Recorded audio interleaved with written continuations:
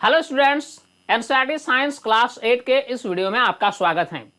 ये video related है class 8 science के चैप्टर 4 पदार्थ, धातु और अधातु से। इस वीडियो में महत्वपूर्ण एमसीक्यू का सेट दिया गया है।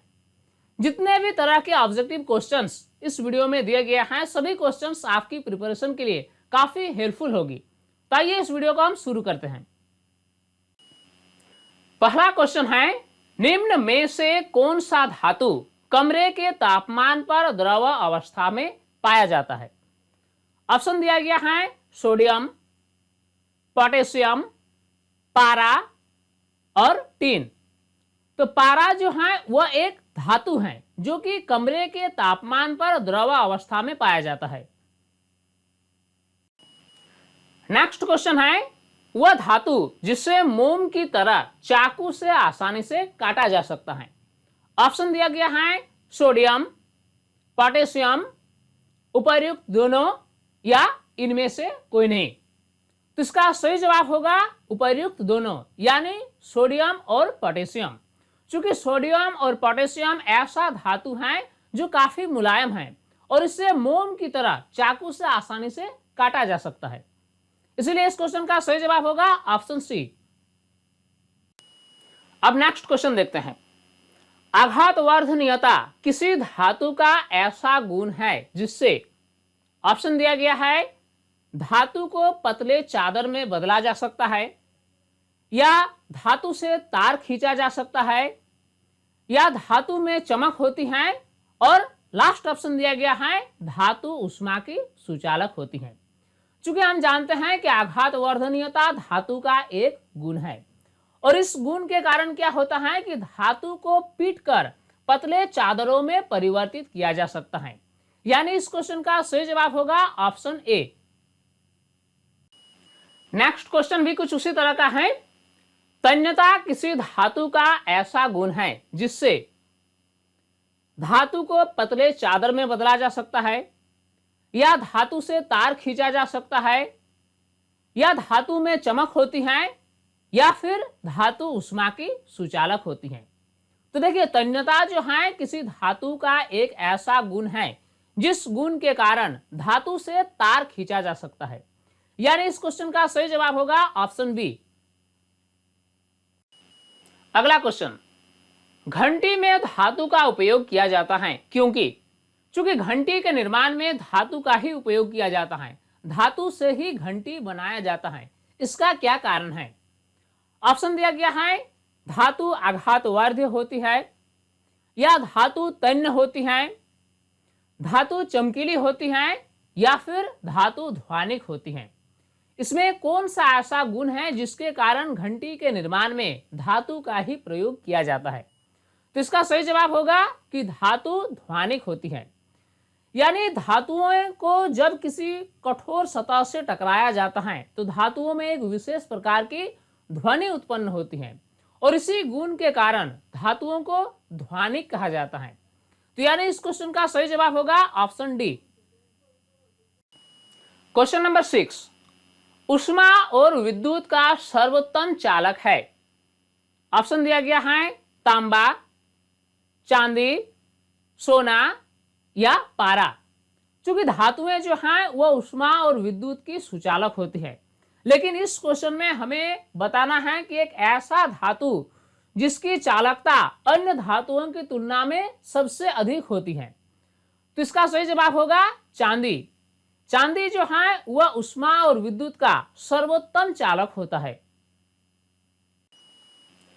सबसे कठोर प्राकृतिक पदार्थ है। ऑप्शन दिया गया है लोहा, पत्थर, ग्रेफाइट और हीरा। तो हीरा जो है वह सबसे कठोर प्राकृतिक पदार्थ है। एक ऐसी अधातु जो विद्युत की सुचालक होती है। देखिए, जनरली हम क्या जानते हैं कि धातुएं विद्युत की सुचालक होती हैं, जबकि अधातु जो है वह विद्युत की कुचालक होती हैं। लेकिन इस क्वेश्चन में हमें एक ऐसा अधातु का नाम बताना है जो विद्युत की सुचालक है। ऑप्शन दिया गया है ग्रेफाइट, हीरा, आयोडीन और कार्बन। तो इसका सही जवाब होगा ग्रेफाइट। ग्रेफाइट एक अधातु है और अधातु होते हुए भी यह विद्युत की सुचालक है। कौन से पदार्थ को पानी के अंदर रखा जाता है? ऑप्शन दिया गया है सोडियम, सफेद फास्फोरस, पोटेशियम और सीजियम। तो इसका सही जवाब होगा सफेद फास्फोरस, क्योंकि सफेद फास्फोरस को अगर वायु में खुला छोड़ दिया जाए तो ये आग पकड़ लेती है, इसीलिए सफेद फास्फोरस को पानी के अंदर रखा जाता है, क्योंकि ये पानी के साथ अभिक्रिया नहीं करती है। थर्मामीटर में कौन सा धातु का प्रयोग किया जाता है? ऑप्शन दिया गया है जस्ता, टीन, पारा या सीजियम। तो थर्मामीटर में पारा का इस्तेमाल किया जाता है। इस क्वेश्चन में पूछा गया है एक अधातु जिसमें चमक होती है। चूंकि हम जानते हैं कि धातुओं में चमक होती है जबकि अधातुओं में चमक नहीं होती है, लेकिन इस क्वेश्चन में हमें एक ऐसा अधातु का नाम बताना है जो एक अधातु होते हुए भी उसमें चमक पाई जाती है।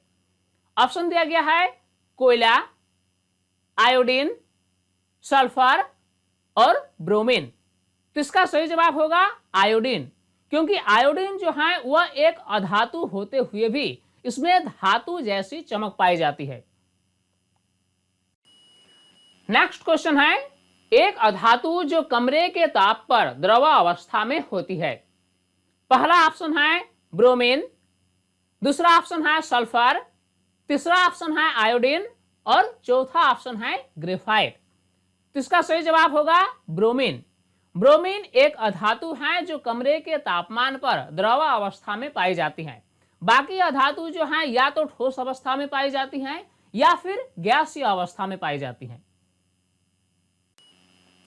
एक अधातु जिसका उपयोग पेंसिल लीड बनाने में किया जाता है। ऑप्शन दिया गया है कोयला, गंधक, आयोडीन और ग्रेफाइट।